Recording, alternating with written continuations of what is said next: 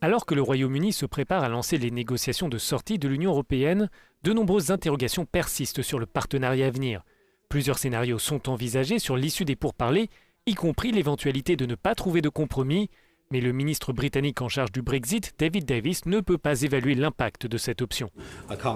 Je ne peux pas le quantifier dans le détail, je devrais être en mesure de le faire d'ici un an.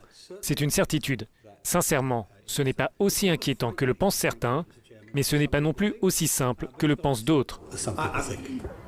Devant les eurodéputés, le président du Conseil européen, Donald Tusk, lance d'ailleurs un avertissement au gouvernement britannique. Un Brexit sans accord entre l'Union et Londres serait particulièrement dommageable pour le Royaume-Uni. Je veux être clair sur le fait qu'un scénario sans accord serait mauvais pour tous, et en particulier pour le Royaume-Uni, car il laissera un certain nombre de questions en suspens. Nous ne nous laisserons pas intimider par des menaces. Je peux vous l'assurer, cela ne marchera pas.